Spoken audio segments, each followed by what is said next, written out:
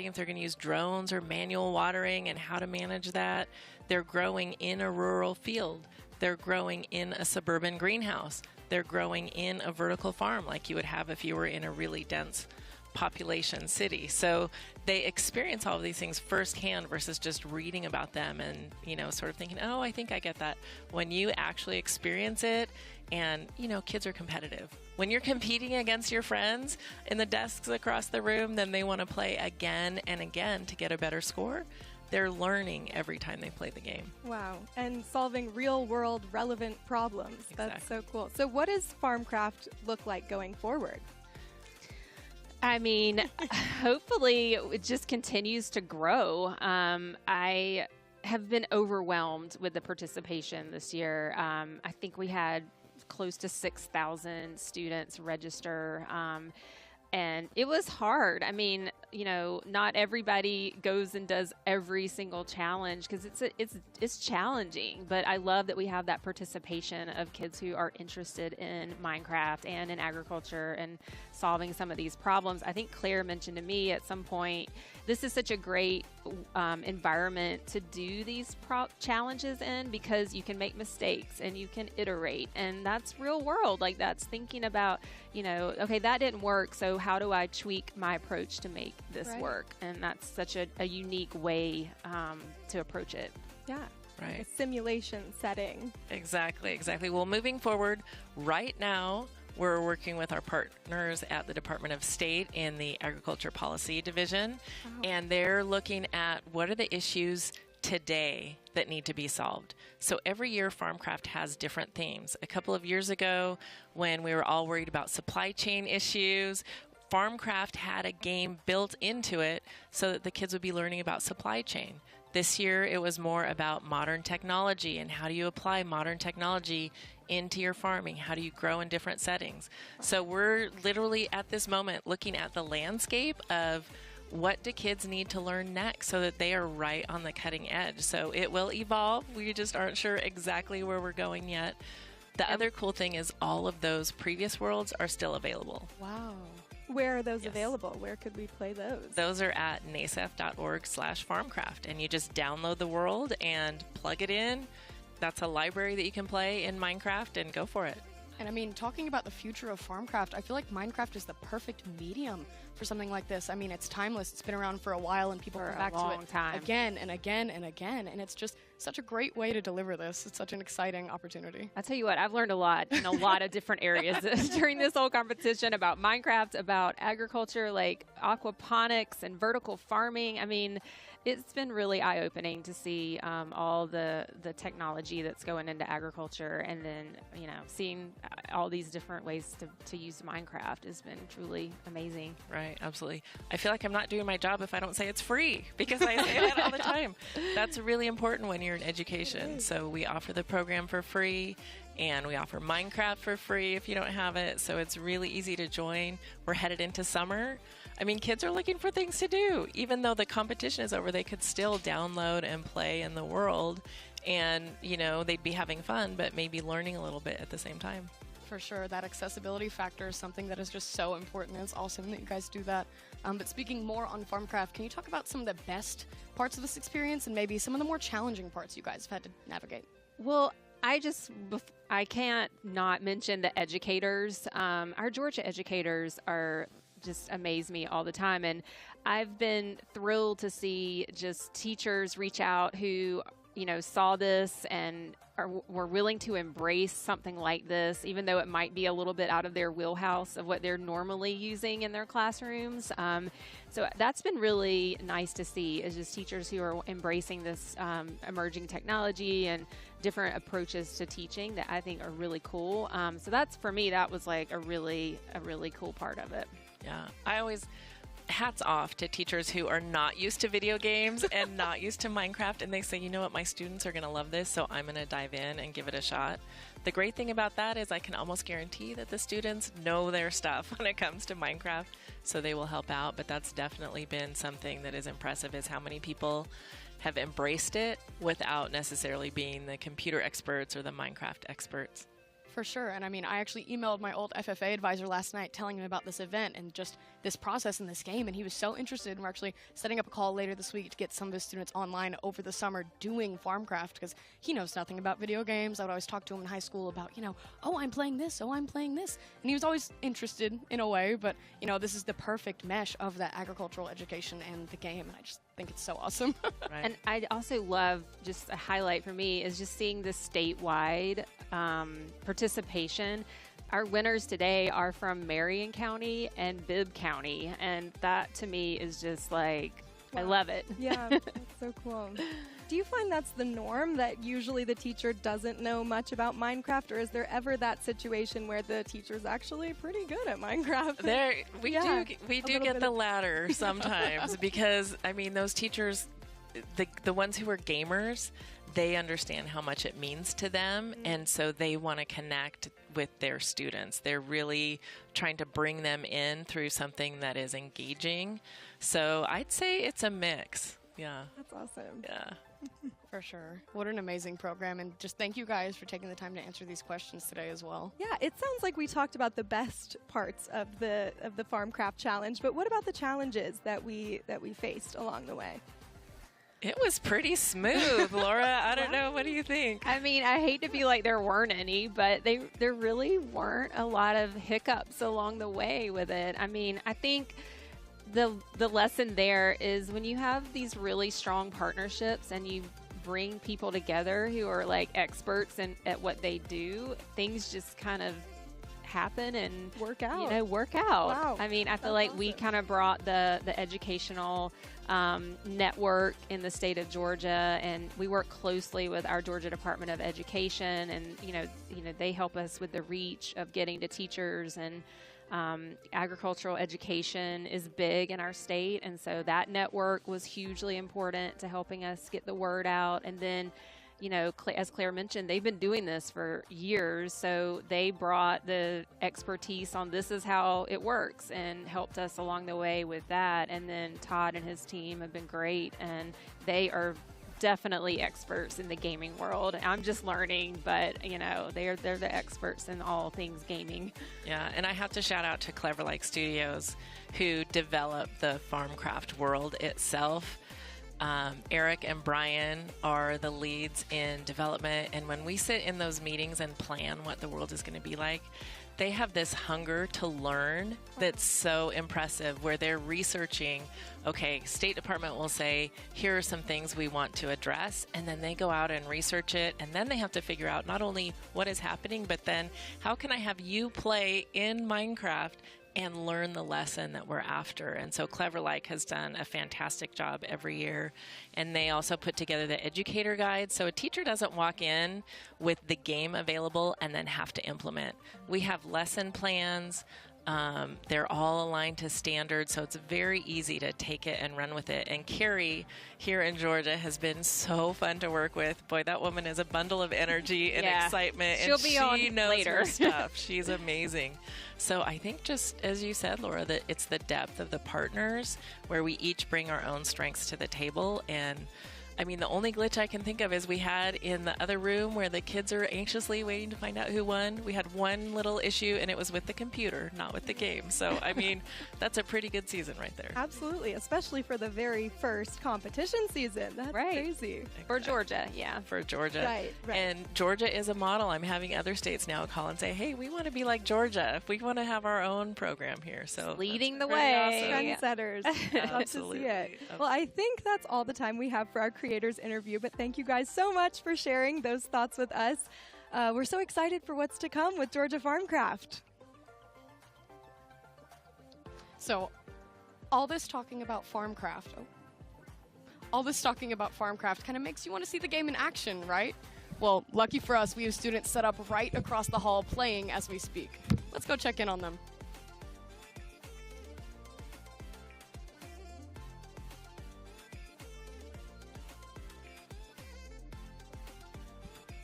Here to talk us through what we're looking at is their teacher, Carrie Settles Livers. Welcome to the studio, Carrie. Hello. Ooh, thank you so much for joining us. I love your dress here. You match the pillows. kind of go with my aquaponics theme. Oh my goodness, I love that. To roll with all of it. We are so excited to have you here today, and it is genuinely such a cool experience to see Farmcraft being implemented in these classrooms all across the state of Georgia. Where are you coming from today?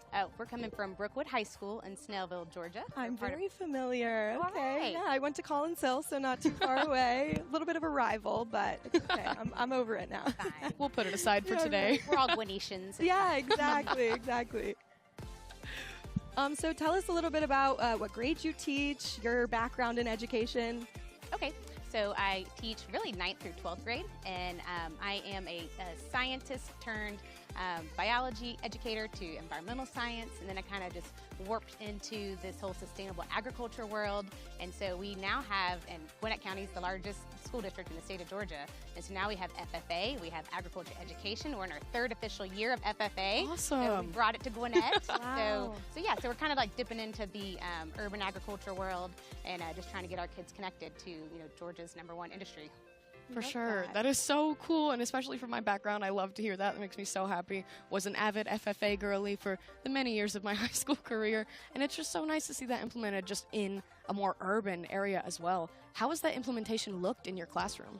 Well, we actually have a semi-commercial aquaponics lab. So we have two 20 by 4-foot systems with 400-gallon tanks, and we have an 800-gallon tank. So my students have been working with tilapia and growing their own produce and donating it and harvesting it to our local food co-ops, and practicing the micro-enterprises and doing farmers markets and all the fun things. So we're just trying to get them connected in something that they can have tangible for them. Wow, 800-gallon tank. Did you do anything like that in your high school career? Absolutely not. I was definitely living in the middle of nowhere, Georgia. Where are you from? We did Warner Robins. Oh, I say middle of nowhere. There is the Air Force Base, but it did feel pretty rural. We had a cow barn and a pig barn, had a lot of showing there. Wow. Did the rabbit showing for a minute, but grew past that a little bit. I think that's why my students like Farmcraft so much, because they get to see the cows and the pigs. And I mean, that would for be sure. my favorite part as well, to be fair. And I feel like there's not a lot of opportunities for that in such an urban setting as Gwinnett County, and just being able to do that in a platform that the students understand and love in Minecraft. That's just such a cool experience. So is that what brought you into the Farmcraft competition, or what got you started? Kind of a little bit of, we're dabbling, and I love technology. I'm not saying I'm good at it. For whatever reason, it doesn't always love me, but I like to dabble with it. And so it would just, kind of fell in my lap. I was approached about it, and I thought, hey, let's give it a shot. Why not? And so I kind of helped set up some of the lessons for the students in the state of Georgia to implement. And so like the background research that they had to do and things of that nature. And then I wanted to try it myself. And so I had students come along, and they helped me build, and I had no idea. So if you're someone who is not as familiar with gaming, do not fear. I didn't know what I was doing, and my students taught me everything I know. I had no idea, they can go and do all their own research to find all the fun inventory that they needed and how much collaboration they do behind the scenes. I have some students who are really shy in class, but it turns out, in the gaming world, they're all in. So it's a really unique way for them to learn the content, but they're problem solving all the time, and they're being autodidactic. They're learning, they're going online and finding their own stuff to implement, and I had no idea. So it's been really, I think I probably learned more than they did. I mean, considering you didn't really have that background in gaming, was there apprehension, implementing Farmcraft into your curriculum, and how did you deal with that? Absolutely. I think it just takes being okay with not being perfect, and knowing that this, hey, let's just try it out, and it's okay if I don't know the answer and I have to ask them the questions. And it just seemed like when we were implementing it, I always had someone who could help everybody. And so I would go over there and help, and then the two of us would kind of go look around and try to help. But it's just some little nuances too of making sure we're all on the right Minecraft education. You can't use your regular, so it's just making sure everything meshed well with our firewalls and our technology. And so just being okay with it could glitch for a second, and we just work through it and you figure it out. So I think it's just being flexible. For sure. So what age group did you try this out with first? Was it more towards the 9th graders? Yes. Okay, tell us a little bit about that. So I have some superstars. I brought them with me today. I love that. And I didn't even know, she helped me figure out you can even download the world and pass it around. That way we can upload it and play together. But yeah, so AP computer science student over there too, by the way, so I have to give her that little credit. It was just shocking how much that they know and the things that they can do. So we tried it with them first, and what I did in the class, I had them kind of separate two sides, who's really familiar and comfortable, who's not, and I had them partner up that way, and that way they could make sure that they were teaching each other, and they were all able to help with the content part, but then they can teach each other how to add things quicker and things of that nature. So when it came to forming teams, how did that look? Was it a little bit difficult to try and mesh those two sides of the classroom, or? No. Wow. Not at all, to be honest. They're excited. Even those that weren't as familiar, which not that many, let's be honest. So even those that weren't as familiar, since they were able to team up with someone who was, and I actually let them pick. They got to pick their partner. The ones who didn't know, they got to go pick the one that did. So, but yeah, they're all excited. There was no apprehension or anything. And they were all engaged. They were all, let's be honest, not everyone's always 100% engaged, and they were, and it was just so neat to watch, and them doing the research on the timber stands in Georgia, and because it's not as common in Gwinnett, and so to see the things that very familiar with in South Georgia, they got to actually see and experience and build and create, and so it wasn't like they were doing rote memorization of something. They were taking what they were learning and applying it and creating, and that's really where we get that higher level thinking. And I think a lot of teachers would agree that that's the hardest part of the job, is just getting everyone in the classroom engaged in that way. So how would you say that Georgia Farmcraft's competition compares to general classroom instruction? I think it helps to reach the students who, can't always sit still and, learn from a teacher lecturing and, learn from a textbook. So I think it just helps everyone find a way to engage and be involved and motivated. It really motivated the students who normally aren't to participate.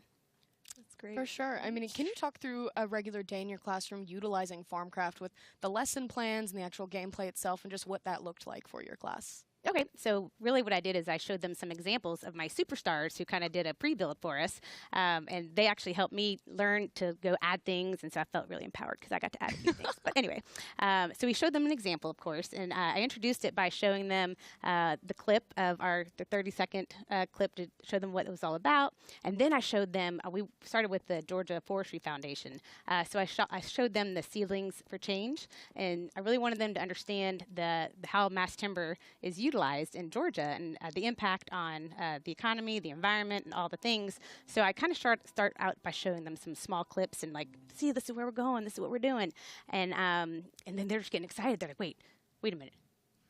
Did you say we're going to build? We're going to play Minecraft in class? I was like, yeah. Well, I have to tell your parents, your homework tonight is you're going to go play Minecraft. But the fun thing is that obviously it was linked to content and linked to our standards. I teach basic ag science, which is the foundational class for every agriculture course in Georgia, as you know. And so there's a forestry and wildlife unit. So it's applicable to so many teachers because this is how I introduced our forestry unit. Is we're going to be learning about forestry in Georgia, and Georgia's #1 forestry state. And so it was just a fun way for them to actually learn the standards. Learn the standards. That's huge. Wow. Sneaking the vegetables, as they would like to say that.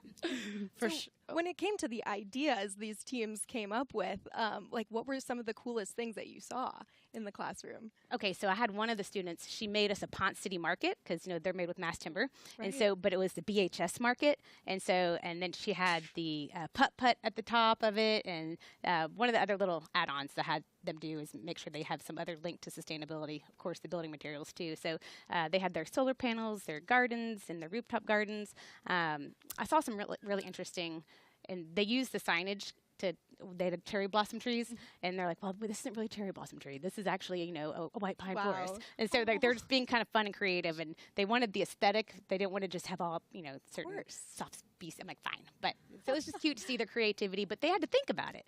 So they knew that they were using something to metaphorically be something else, but that whole process is they were just zinging. Their connections were just all over the place, but it was, it manifested into this beautiful, commercial building that they made. But when they were talking through and communicating, I made them, that was part of it. They had to do the voiceover. But just to hear them say everything so eloquently and how they made that metaphor to make it be what they wanted it to be, it was just really cool.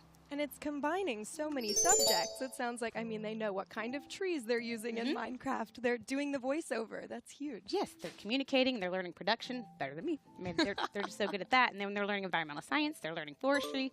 So it was really awesome. And I just really encourage all the teachers out there to try it, and don't be afraid to try it. It's a lot of fun. If you had any advice to the teachers out there that might be thinking about trying it, what would that be? I would say be flexible, be comfortable being uncomfortable, because you might have like a glitch, and they can partner up so easily, and it's okay if they don't all know how to do it. They'll figure it out. And I think sometimes, like I've seen online, like teachers in general not wanting to try something because like if it doesn't go well, time is an issue. I got to move on, but it's okay. It all works out.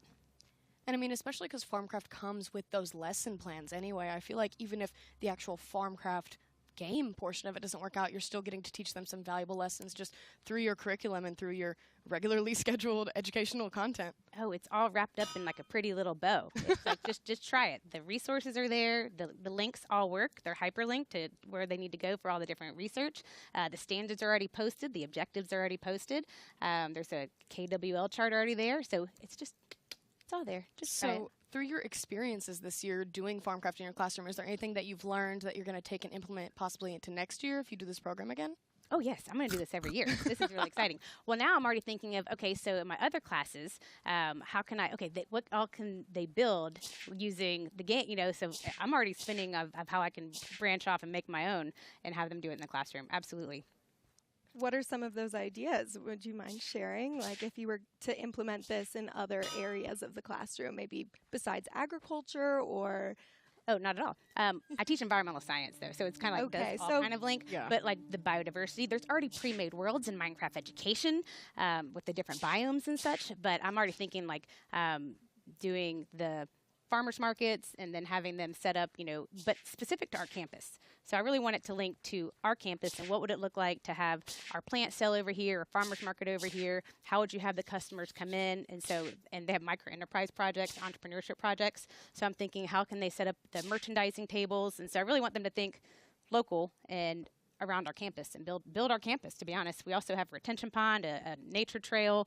So I want them to add, we like to host our elementary school students. So I want them to add, those like the zip lines and the fun little ropes course kinds of stuff. And so I want them to be creative and thinking how they can host other folks over. Yeah, Brookwood High School is going to have the coolest campus ever. Come on by, everyone. Come on by. I am just so amazed at the amount of things you can do and the amount of just implementations this has in your classroom. If you were looking forward to next year and you were looking to implement it in that environmental science class, do you think that it would be a different implementation from what you've been doing within your agricultural class? Like, what are the key differences going to be there? I could tell you similarities would be, I know you said differences, but similarities, I'd like for them to design vertical farms, urban farms. What can we do with this space that's empty? What can we do with this empty warehouse and things of that nature? But what would be, let's see, that would be something that's kind of already happening. But other things that they can do, wind turbines, and how can you create an entire sustainable solar field based on the areas that we have that are vacant? Like, how can we take the space that we already have and turn it in, not like another shopping mall, how can we turn it into something that's tangible and that they can go back and help with our energy use? Something like that. That's kind of where my head is with that. Yeah. Have you seen this impact any of your students' like future plans with their own careers? Are they planning on becoming architects after doing a project like this? I do have some that's their goal. That's their end goal. And some already know how to use CAD and they know how to use some of the software that I'm good for you. That's awesome. And I forgot about this one. We have raised beds in our gardens and quite a few actually. And so they're going to actually try to design those, and that way we can print it out. They're going to design it, and then we're going to blow it up, and we're going to put it out there so we can write on it, but they're going to build it with blocks, and so they're doing that too. That's incredible. And while we're still watching the game here, do you want to tell us a little bit about what we're looking at? Okay, so this one... Are these your students? They are! Oh, so those are the superstars, y'all. Those are the future. That's what's going to make our world all better. A very bright future, that's for sure. Absolutely. So let's see, rural farmer before planting.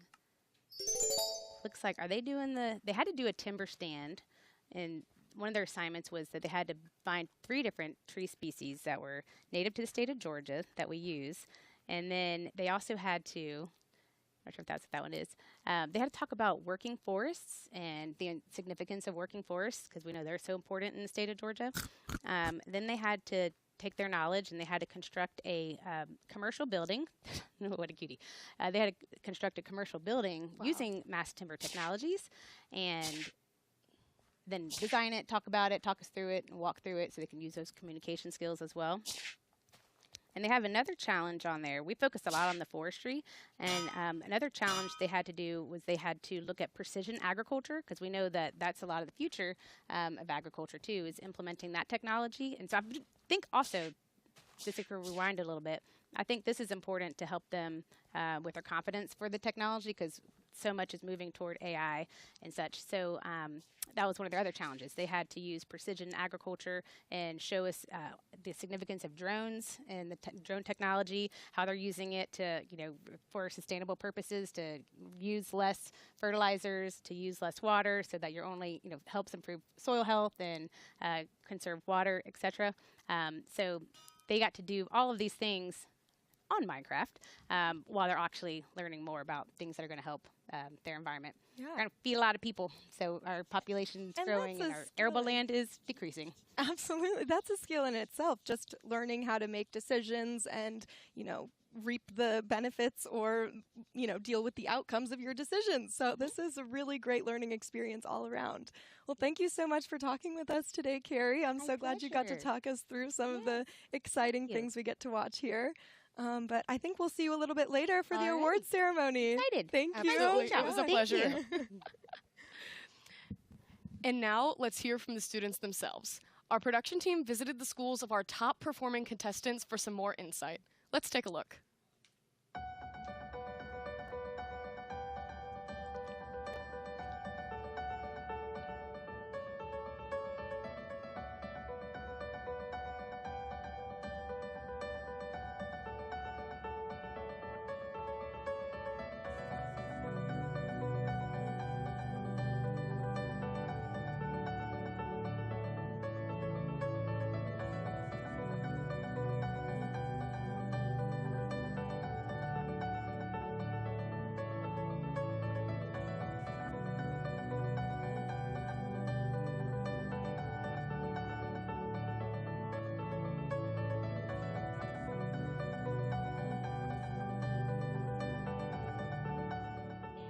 So I'm Carrie Settles-Livers, and I am an Ag STEM teacher at Brookwood High School. And I have been helping write some of the lesson plans for Farmcraft and just relating it to the state of Georgia and helping to connect with some of the local scientists in the area and some local farmers and some just local, we want to try to keep it as Georgia as possible. And then, so our students here at Brookwood have been kind of guinea pigs for the program, and we've been implementing the lessons and trying it out with them, and just to see if we could connect with them about the content of Ag STEM, because they're not as familiar with it, because here in Gwinnett County, we are the largest school district in the state of Georgia, but we're very pockets of urban, suburban, and just a pinch rural here and there, but we're pretty suburban where we are, so our students just don't have a lot of connection with agriculture. And we think that agriculture is extremely important because, our population's growing and we're running out of arable land, and we want to make sure they know where their food comes from and all the fun things. So we wanted to try this program called Farmcraft with them and just see if it would help with their engagement and help with their motivation. My name's Indus. I'm from Georgia, and I go to Brookwood High School. My name's Evie. I'm also from Georgia, and I go to Brookwood High School. Well, just here in this farm here, we have vertical farming, which is like a very good example of that, where we, instead of like building farms outwards, we build farms upwards, and that like helps us use less resources and have a closed system. And I think it's something that we really need to not use up all the resources we have. Yeah, I totally agree. And also with the using less or making more with less, with the Minecraft challenges, obviously you're not going to find a loblolly tree. And one of the challenges was making timber stands with trees that are native to Georgia.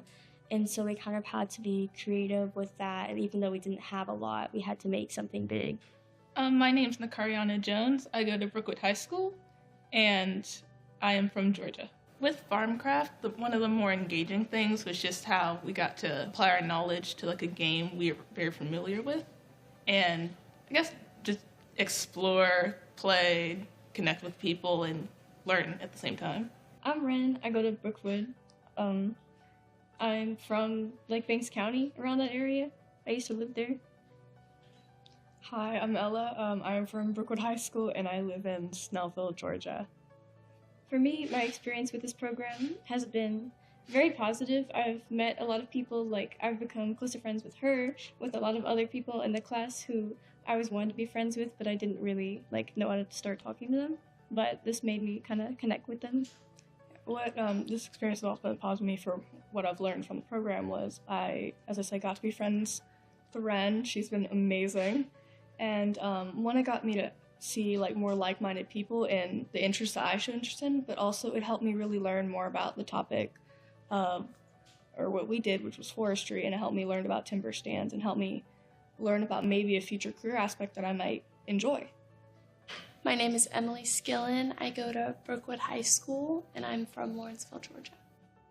When we were introduced to the project at first, we were allowed to work with partners, and so me and my partner kind of took the initiative and kind of sat down and learned about what Minecraft was about. My partner knew a little bit more than me, and so he kind of taught me what that was about, and I learned a lot on like the technicalities of Minecraft, but I had previous knowledge from a class that I'd taken forestry last year, and so I was able to like provide some information regarding the forestry aspect, and he was able to provide information regarding the Minecraft aspect, so when we came together, it worked out well. So my name is Robert Wolhenbrink. I work at Brookwood High School. I'm an ag teacher here, so specifically basic ag science and forestry science. And my role overall here is I support the ag program as one of the FFA advisors, but also as one of just the main teachers out of the two of us. So it's me and Miss Settles Livers, and we just kind of really get the students involved in agriculture. And we do more of a sustainable vision here as well. So Bryce and Jacob in particular, for their Minecraft that we just kind of looked through for the Farmcraft project, theirs had so much detail. I mean, they had the blacktop tables for the science rooms. They on the blackboard, they had basic agriculture, which is the class they're in right now. So some of them, the amount of detail, this is good because when you're asking for kind of like a worksheet detail, it's hard, but when it's something that they care about, they're showing a lot more interest. So like for the bakery, they had the prices set up. They had a farm there. They even had the chickens that was behind it for the eggs for the bakery. Whereas with theirs was an actual lumber mill. So they had the felled trees right next to the buildings, and then they had a whole track that went to the other buildings, the school and the sustainable practices that they had there. So there's a lot of detail, and it's really good. I'm thoroughly impressed. Because sometimes it can be a little nerve-wracking with a video game, but they're doing really, really well. We're in the Farmcraft program, and my experience has been great, and I feel like it's given me a lot of insight onto the environmental science field and like agricultural concepts. It's really helped me understand those more. Yeah, it's very like open-ended. There's a lot that you can do with it, and it's really great being able to like take things that we learned in our ag class and then move that into something really enjoyable, like playing a video game. Okay, something I learned for the preseason challenges live stream, we learned about the concept of living buildings, and I think that was really interesting, and I thought that like it really taught me something new about how buildings can like not just produce carbon but also sustain themselves. I feel like just like taking research and things like that and like taking something that you're really interested in and moving that to a completely different area. Like taking the things that we researched and then using that and moving it into Minecraft. After Farmcraft, I got like a deeper understanding as to how important trees are and how they really affect the world around us. Because at first I was like, oh, you kind of just use this to build things. It takes in oxygen, gives us oxygen, takes in carbon dioxide, stuff like that. But after like learning about the differences and how they really affect, I was like, we should definitely invest in like mass timber and technology like that. Farmcraft has helped us to understand the food to table process a little bit better. Well, I think it's true because, as she said earlier, that we got to see the process of how, like, we got to be the ones in control. Like, usually when you just go buy your food at the market, you don't think about, hey, how that food got there, or when you look at your house or building, you never think truly about what the process is.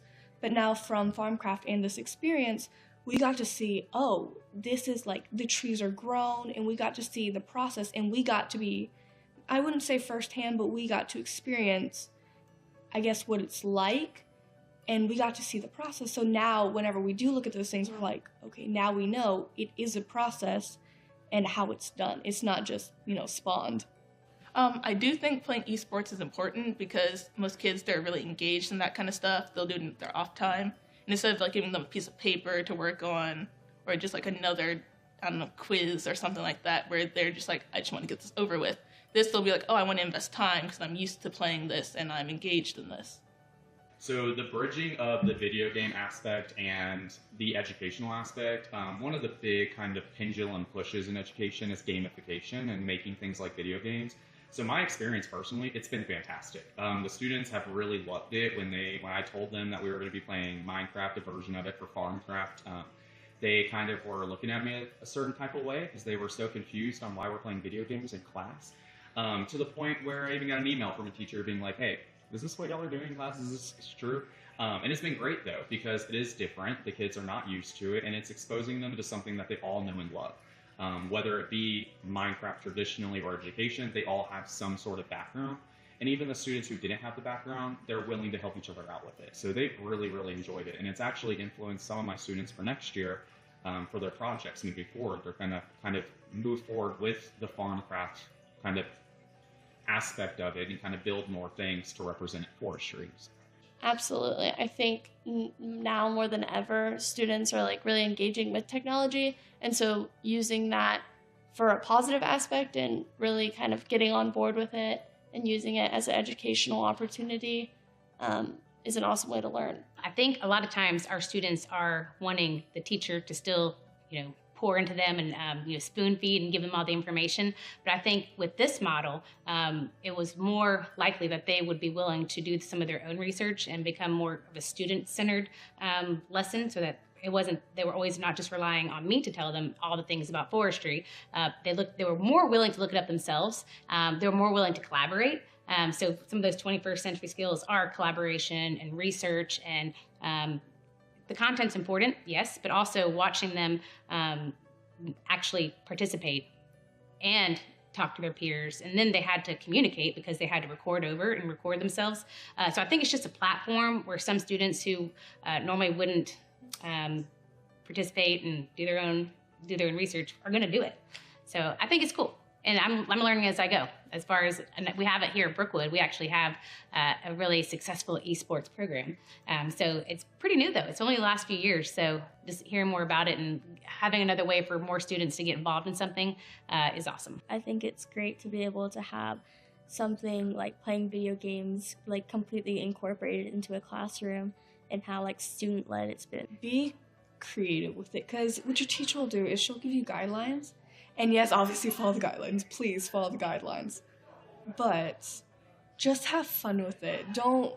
It's not a project per se, but more have fun with it. Let your creativity go through it. Because what I noticed with a lot of students is that they stuck strictly to the guidelines. Have fun with it. This is meant to be an experience you enjoy, and you can just let your creativity run wild. They're making me really, really proud. Some of their projects are really great, the ones that we got to see, and I'm thoroughly impressed with the ability for them to take something that they love of like video games and then to apply our class concepts into that, because it allows them to actually enjoy the class that they're sitting in and model something that we can't do outside. We can't plant trees at the rate that they can do it on Farmcraft, so it's awesome to be able to see something like that. I'm going to start with educators, because not knowing the program myself, I was first a little timid. Do I want to get involved with this? I don't know how to play Minecraft, and I don't really have time to sit there and learn Minecraft. Honestly, I didn't really have to. They know way more than I do, and I just had to know the basics to get by. They know everything. I do not teach them Minecraft. They know Minecraft. So all I did was find if they had two people that, pair them together. So put someone who was more comfortable with it with someone who wasn't. All I did was help set them up. they knew everything there was to know about Minecraft. So this isn't about teaching your students Minecraft. It is about allowing them to use a platform they're already comfortable with, and I'm just providing the lesson and the resources and the content to kind of trick them and trick them into learning. I think Farmcraft is a great experience, and you should give it a try. You should give it a try. How cool to hear from those students and see them do the actual agricultural aquaponics and everything, and then also create it in Minecraft. So cool. For sure, you could really see their excitement, and a lot of what Carrie talked about just showed in that video, and it was just so amazing to see the students' passion for what they get to do and really their engagement in this activity. But now I have the great pleasure of introducing one of the titans of Atlanta esports, CEO and founder of Skillshot Media, as well as the CEO of Ghost Gaming, Todd Harris. Welcome to the stage. Thanks, Hannah. It's good to be here. Hey, Ashley. Good to see you. It is fantastic to be here, and we are so glad you're here. Can you talk a little bit about your background in esports, and especially in Atlanta, for those of you who may not know you? Sure. So this event that combines gaming and education definitely hits me in the feels, because my background was that. So before doing the things I'm doing now with Skillshot and Ghost Gaming, I made video games. So I got a chance to co-found High Res Studios, and I was just growing up a huge gamer. This was a while ago, so it was back in the days of like Pong, and then Atari 2600, and then my father worked as a programmer at IBM, and he brought home one of the very early IBM personal computers, and I played video games and thought, one day maybe I can grow up and make video games. And so I learned to program computers, and I just dabbled with it. And that was just the dream for me, is learning technical skills to make a video game. And yeah, so gaming and education, it's just the heart of it for me. That's awesome. And I guess you had a good connection there with your dad being in IBM. Well, it's nice to have a role model. That's what I think. Way back then, not a lot of people had access to a computer, and not a lot of people even knew that a programmer, let alone a game programmer, was something you could do. And so I was really fortunate that I had this role model in the house that was making money doing computer programming, and I had access to a device. And so I think that activities like this, when we're bringing kids from all across Georgia and they're getting access to a device and they're getting to meet you guys and all the folks at Skillshot and Ghost Gaming and just learn that they could actually have a career in the game industry, it just opens up eyes and career paths for folks that they may not have known existed. So it's a great event we're a part of. I mean, for sure. And speaking of that, have you ever seen anything like this program? I mean, in its sort, it feels almost revolutionary in just connecting video games to education. Yeah, well, the folks at NASEF, which you guys have spoke about, and I've got the privilege of being the chairperson of NASEF, and when I was at High Res and we were making video games, and of course we were making games to entertain. We made great games like Smite and Paladins, and it was all about fun. It was all about entertainment. And when I came across NASEF, just as a fan of their work, and I learned that they were using games for learning. And again, it brought me back to my childhood and how games were a pathway for learning. And so they really are the ones that have revolutionize this space of scholastic esports, of these beyond the game challenges, these opportunities for students where gaming has their attention and they smuggle in learning. So I learned about that. I fell in love with that, wanted to support the organization, and they run so many great programs, but Farmcraft globally, they've run now for a number of years. It's very popular. I think there's over 60 countries that participate in this Farmcraft, but this is the first time that a state, and it's great that Georgia's leading in this area, that the folks at GPB saw the opportunity, and they just came out in so much force. So this is the first time a state has taken this competition and really localized it for the folks in Georgia and the students and teachers in Georgia. That's awesome. And the Smite game that you talked about earlier, I know you had told me that it's also got some educational components to it, even though it might be geared for entertainment. Tell us a little bit about that. Yeah, maybe by accident, Ashlyn, but you're right. I mean, the big idea with Smite was that we would make the playable characters gods and goddesses from folklore and mythology, not just from one area, but from all around the world. And so every kid grows up, and you know Zeus and Thor and Odin from maybe the Marvel movies, and you read a little bit of that. But with Smite, it wasn't just Greek and Norse. We added legends and mythology from all over the world. So you get African and Egyptian and Hindu, and really the entire world of these pantheons come together. And in order to just make the characters fun, we need our designers to do research on this old text of, like, how is the goddess Neith from Egyptian mythology portrayed? And they find out that, oh, there was one way that Neith was portrayed in the north of Egypt and another in the south. Wow. So they have some decisions to make, and they're doing very deep research there. And then we put that lore in the game.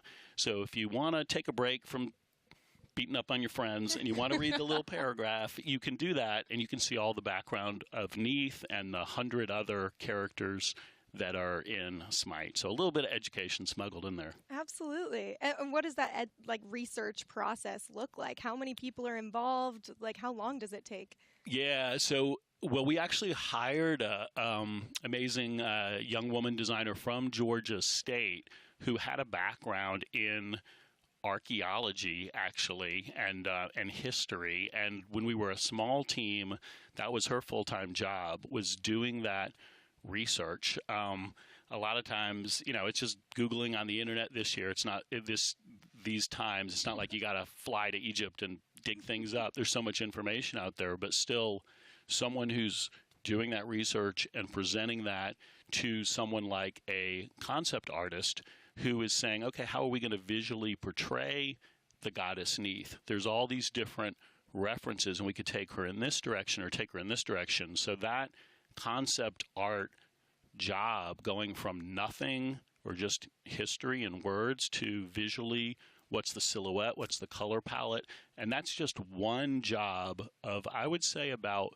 15 different specializations of other digital artists and animators and 3D modelers and voice actors or actresses and programmers, just to bring one character to life. And so, again, it shines a light on its education for some of the gamers that want to pay attention, but there's a lot of jobs there, for all these kids that are enjoying in the other room and they really get into gaming.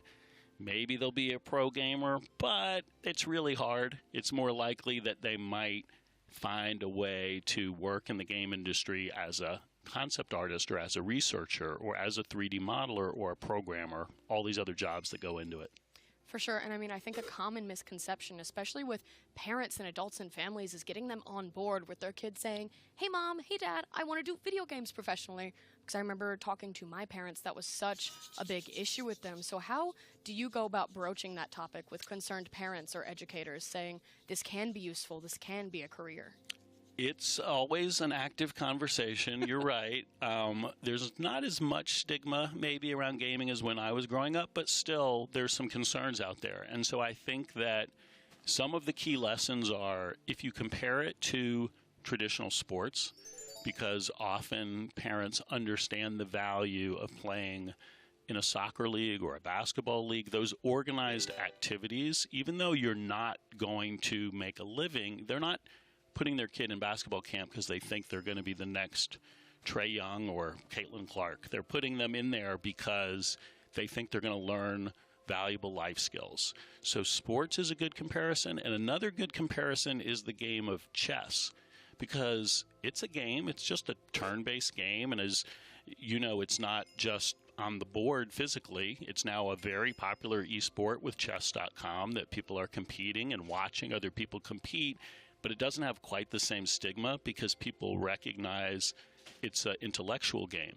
and it's a challenge for the mind. And so it's a little bit of a step from, well, these video games, many of them are just as demanding cognitively as chess. So it's a similar sort of process talking to parents.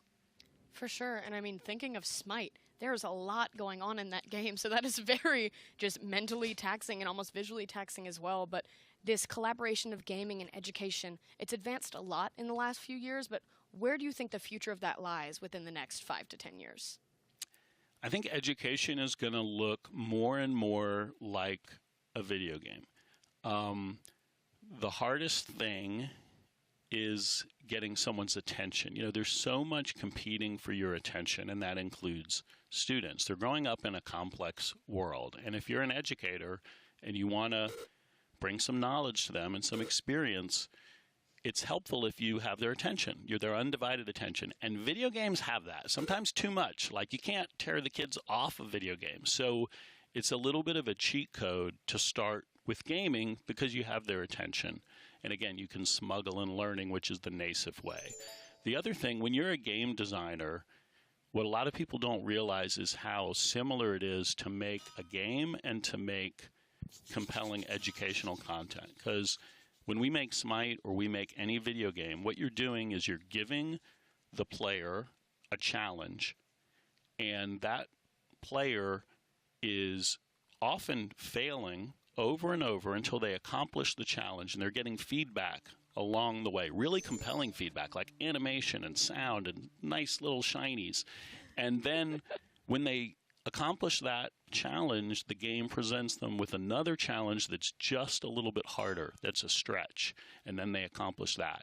And so you're creating this engagement loop where the player, without them knowing it, is learning what a psychologist would call the growth mindset, the ability that it's okay to fail, that failing is a part of the learning process, that everyone fails, but you try again, and eventually you get it, and then you are presented with a higher level challenge. So it's really, in my mind, very similar to what educators are looking to do, and I think education will look more and more like a video game these days.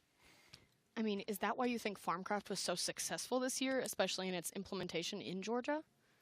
Well, yes, there's a few reasons I think it was so successful. It's just a very well-designed program around Minecraft, which is very popular. But we also, specific to Georgia, I think the GPB partnership has been huge. These are folks that are in the business of educating, and they've been using content for a while through their website, through their originally developed games, so they just kind of get it. They get that at the heart of it, games can work for learning. And then I think the partnership with Georgia Department of Education, just getting the word out, has also been really effective. I mean, I don't know the numbers. I know it's over 4,000 Georgia students in year one that participated in this event. So there was great marketing there through GPB and Georgia Department of Education. And then I think the other success factor was just how big agriculture is in the state of Georgia. So you have a lot of schools like your own background where you're learning these principles. And if you get to learn it in Minecraft, it's just all the better. That's better. So if you had to give advice to anyone that might want to emulate your career path or go into computer science and maybe game creation, if you were a child today, what would you give to them? That's a good question. I think that if you're interested in game development, it really is about just taking that first step and actually creating something. It doesn't have to be the largest scope. The nice thing about today is there are game engines that are available and they don't cost anything. That could be Unreal, that could be Unity, that could be Scratch, that could be RPG Maker, that could be Unreal Engine for Fortnite, which is a new tool, and these tools are all free. And it can be intimidating to think, well, I can't make a Smite. And you're right, by yourself, you're not going to make a Smite. That took a giant team of over 50 people at the beginning. But you could make one level of one concept that you're really passionate about. And I think so many people are a little bit too self-conscious about even getting started and just create something simple. That's step one, and then have your friends play it and get feedback, and that's step two. And if you can do those things, if you can actually put something out there and then get the feedback and like take that in, you're well on your way, I think, to being successful. Whether you're working in the game field, whether you're putting YouTube content out there or Twitch content, I mean, you both know it can be a little intimidating to like be on the camera for the first time and turn it on. Like, how many people are going to watch? Maybe people aren't going to like it, but if you just do it and get started, that's what I would recommend to a young person. For sure. And I mean, I think getting started is the hardest part, especially facing a little bit of a stigma or that anxiety of, oh, there's a camera, oh, I'm talking, people are watching, oh, what if I fail? And I think that's a mindset a lot of young kids struggle with just growing up and trying to find their path. But I mean, let's say some of their paths lead them to that production and that gaming aspect, a lot of what we do here at Skillshot and in our Ghost family. I mean, how could they get involved in that in Georgia, whether that be here or somewhere else? Yeah, so again, production is one of those other behind-the-scenes jobs that people don't think about. But there's a lot of skill development there. So at Skillshot, we do for video games what ESPN does for sports. So we have, of course, our hosts that are in front of the camera, and then people don't see, but behind the camera, there's a whole control room of various jobs, the executive producer and the technical director that's switching these camera angles, and the graphics operator that's putting up our little lower thirds, and maybe an instant replay operator. So these are all great jobs, and if someone's interested and they happen to be in Georgia, then I would recommend the Georgia Film Academy as a way that they can learn hands-on. And there's Georgia Film Academy classes for working in the movie business, where you actually get to work at one of the massive studios in town. And if you're more interested in live production, esports or sports, you actually come right next door to this studio in Skillshot, and you get hands-on, you get to work with our professionals, and that has led to a lot of internships and even full-time positions. So another great thing about Georgia is I do think there's many excellent partners, GPB included, that are focused on workforce development, which really just means how do we give skills to young people that map to jobs that are in the state. And so that applies to a lot of industries, but live production and esports, come to Skillshot and we'll give you some good experience. That's right. And that's a part of our experience for our students in the other room today, right? They're going to get to do a behind-the-scenes tour, see the control room that you're talking about. I can't wait till they come in here and they're going to be blown away with all those flashing lights back there. That's awesome. And do you do that pretty frequently here at Skillshot? We do. It's always nice when people can see behind the scenes because they don't know what all goes into esports or event that they might watch on Twitch or YouTube or Facebook Live or any of these platforms. So we're fortunate that we work with a lot of great nonprofits, NASEF, of course, but also the YMCA and the Boys and Girls Club and our friends at Station Soccer, and they all like video games, and they all want to see what goes into making them and live streaming them and playing them competitively. So we do a lot of tours. Is it usually students, or do you branch out to other areas and companies around the state? We have worked a little bit with industry and corporate. I'd say it's for us as a private company, we're trying to do more of that because if you are a digital marketer at a big old company, and there's a lot here in Georgia, you may not think about video games as a way to connect and market your product to the younger audience. But when people see that it feels kind of like traditional sports or kind of like TV and these things that they're familiar with, and then they also look at the data and they're like, oh, if you're like Gen Z and Gen Alpha, you're mainly playing games and watching media. How do I connect with that next generation of consumer or employee or community member? Then that's great, because that tends to mean more of those marketing dollars and attention and resources are going into gaming, and they're supporting the passion of young people that are into it. Like, Hannah's a big part of Georgia Esports League and big part of the UGA community and all those things have a lot of student college passion, but everyone's working to try to unlock more support and more resources for those programs so they can grow and provide more job opportunities. So, yeah, we do some corporate tours, but it's a good idea. We need to add more, I think. And I mean, I would call you a community builder. I mean, that's a lot of what you do, especially in that scholastic region and that collegiate region. But can you talk a little bit about building that community around Ghost Gaming? You know, a gaming organization is something that I think is very unique in our space and definitely a hard thing to make profitable and just to build. So can you talk a little bit about just gathering that community and having people care about this brand?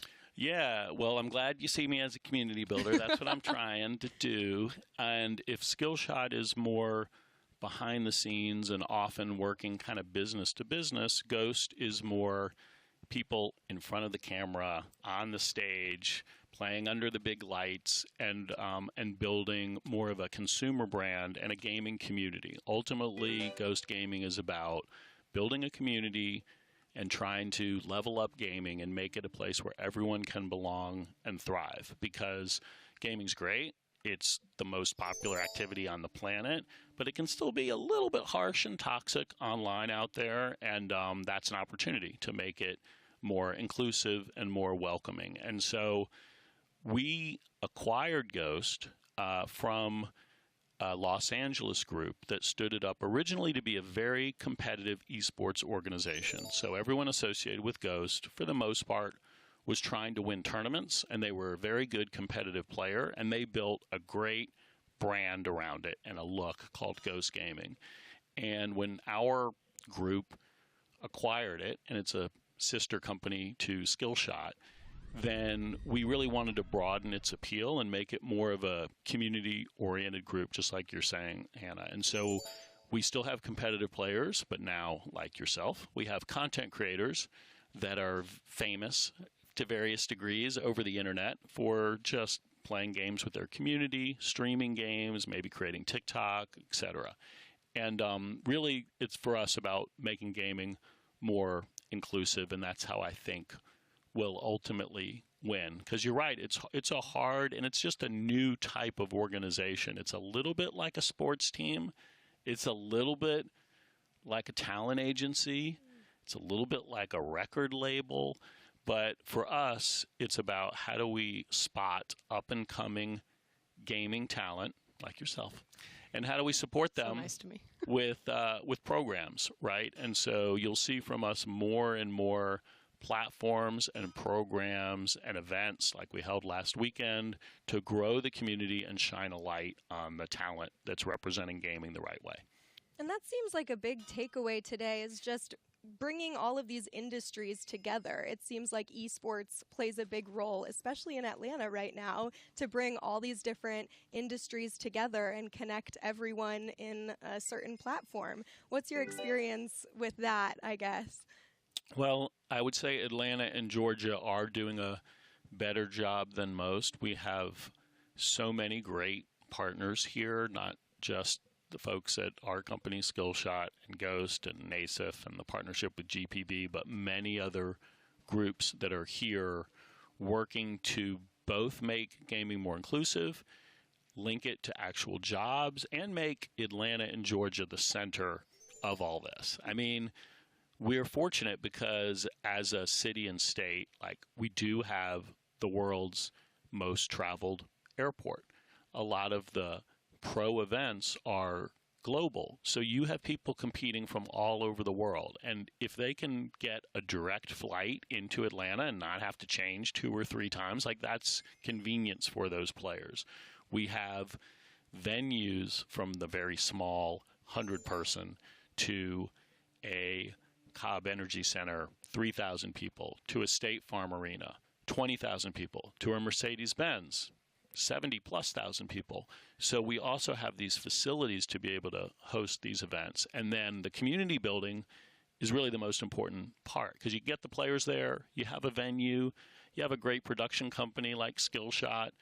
But if people aren't in the seats, if you haven't built the appetite, then it doesn't matter. And so that's where the community building, the IRL, in real life events, properties like the Georgia Esports League that are activating across Georgia colleges, when something like the League of Legends semifinals happens, which happened at State Farm Arena last year, and it sells out State Farm Arena in 5 minutes for back-to-back nights, that's amazing. And then the word of that gets out there to other game publishers or event organizers, and they know, oh, Atlanta and Georgia, that's where you want to do your major events. And then everybody wins.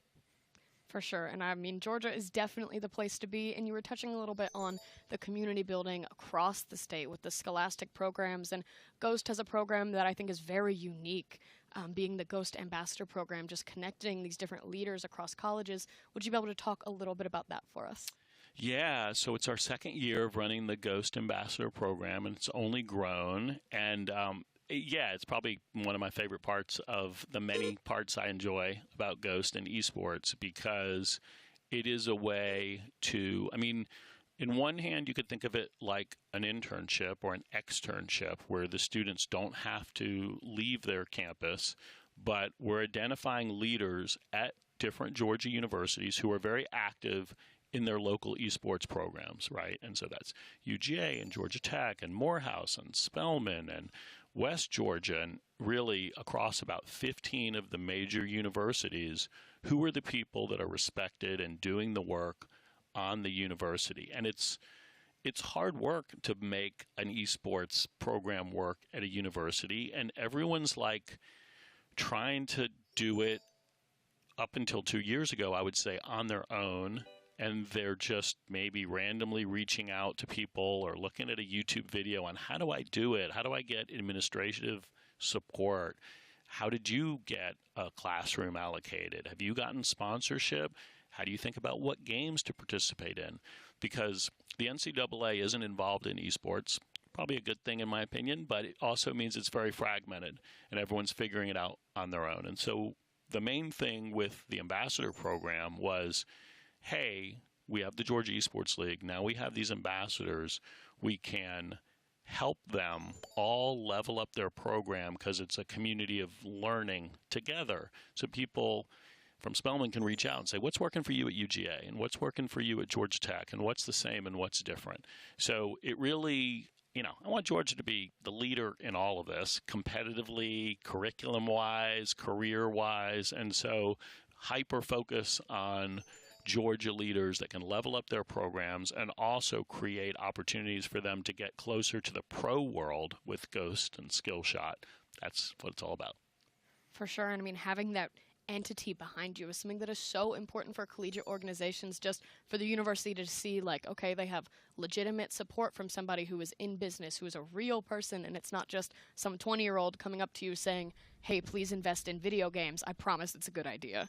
No, you're right. I mean, little things like, oh, look at this Ghost following on, you know, Twitter X or IG. I mean, just the fact that, look, it's not just we're just starting and we've got, you know, 100 followers or 1,000 followers. It's like, look, there's millions out there. And then pointing to job creators, because everyone understands jobs. That's economic value. And the universities want to educate you, and they also want you to have a successful career, right? And that's going to help them. And so being able to link to working professionals and organizations like a Ghost Gaming or others out there, that helps level everyone up. And in your career, what has this chapter been? I guess, how did you make the step from a game designer to now creating this community? Well, we made very fun games, and we did that. I did that for 15 years. To market our games and to help more people discover them, we did large esports events. We went really hard as a percentage of our marketing spend on esports and working with streamers. And so back in 2015, we did the first World Championship in Atlanta for Smite, and we crowdsourced the prize pool. And we hoped, we were like, maybe we can get to $1 million.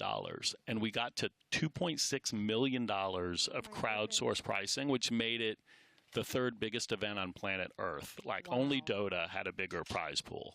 So that was amazing. And then we had to learn how to do esports and production. And then there were many things that had me make the jump, but the biggest thing was when Georgia got high school esports, which we were a part of making happen. And the Georgia High School Association said you can now earn a varsity jacket in the game Smite and Rocket League and League of Legends. It started with 3 games, and Homegrown Smite was one of them back then. And I talked with a young man who was in high school, and he was very excited because he never felt attached to his high school before, because he was a little bit on the out, and he just didn't find his tribe. And gaming and playing varsity Smite was his thing. And I was FaceTiming him, and he panned down, and he was actually in a wheelchair. So he was going to high school, but he didn't have the use of his legs. And so there were a lot of reasons that traditional activities were not a fit with him, but he could still play video games. He could still play Smite. And that kind of just flipped a switch in me that gaming is actually the most inclusive activity out there. And so that's what made me kind of passionate about trying to build a very inclusive community and going all in on this side of gaming. That's incredible. Well, thank you so much for sharing your insight, your experience. I'm sure a lot of kids got a lot out of that. So thank you so much, Todd. It's been great having you. Awesome chatting with you guys. I can't wait for this award ceremony. I think these Minecrafter, Farmcrafter folks are going to be hyped. So yeah, I think it is actually the time that you've all been waiting for. Laura and Claire have taken the stage upstairs to announce the winners of the 2024 Georgia Farmcraft competition and the 3 teams who will collectively be receiving over $1,000 in prize money today. I'm so excited for this awards show, so let's go ahead and head upstairs to tune in.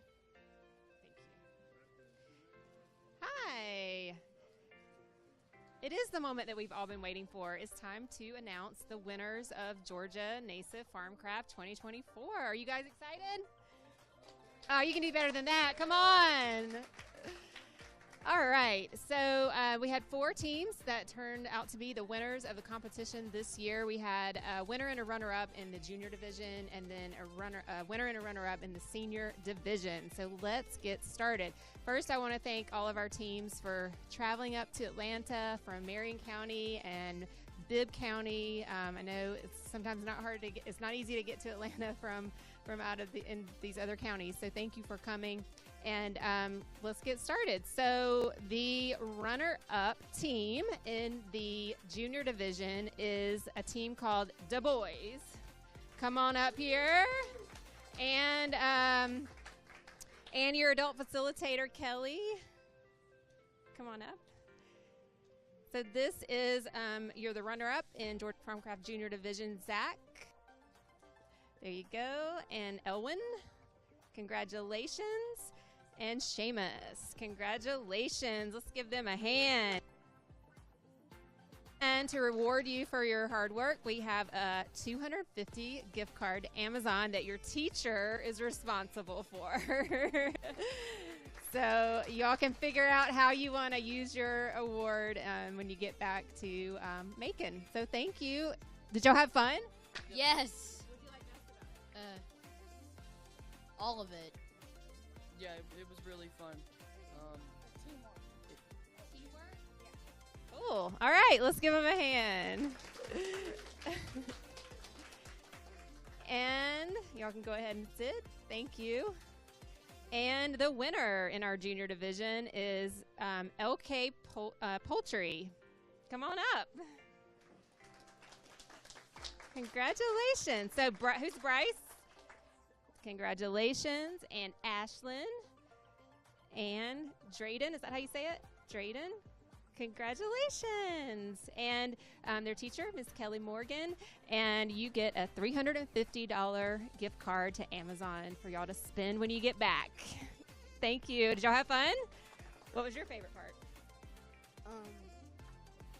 How some of the third challenge was very difficult for me and our group, and it took a very long time. It took about a week to get the third challenge done. Well, congratulations. Y'all did great. Let's give them a hand. All right, y'all can sit down. And then in our senior division, our runner-up is the Cave Gamers. Come on up.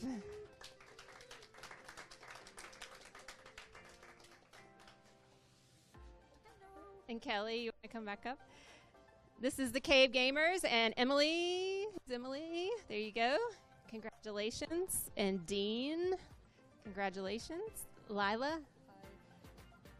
And Miley. Congratulations. And you also get a $250 gift card for your team for you to take back and buy some cool stuff. All right. Congrats. You want to talk? My favorite part was the beans. Explain. Because they're beans. What else do I have to elaborate on? Okay. If y'all want to find any of the other team members, you can come find us at Hell Divers. Here you go. All right, thank you. And Kelly, you want to stay up because the winner in the senior division is United Federation of, help me with that name. Axolotls. Axolotls. Come on up. All right, Evan. There you go.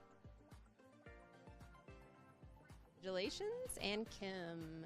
Congratulations. And your $350 gift card. Yeah. I just want to say thank you so much. Divis Educational Services is a non-traditional path. These are homeschool students. Thank you very much for being so inclusive. We appreciate the opportunity. Congratulations, everybody. Well, I think that is a wrap. Thanks, everybody, for tuning in, and thanks to all of our gamers, and game with us next year. Thanks. What an absolute amazing event, and it was so awesome to see these winners in person and just the excitement they had, and they were talking about all of their favorite parts, and a special shout out to our winners from Macon, Georgia. You know, had to give you a little shout out for my hometown, so I appreciate that one. It's clear that these students worked so hard all semester, and that has to be the best way to spend a Thursday morning. Thank you guys so much for watching our live stream of the Georgia Farmcraft Award Ceremony. At this time, our students here at Skillshot's headquarters will now be taken on an exclusive behind-the-scenes tour of the studios. So that's all for our live stream. I hope you've enjoyed the first ever Georgia Farmcraft competition and award ceremony. Be sure to register your teams next year for your chance to be here with us in person. Until then, have a great summer, everyone.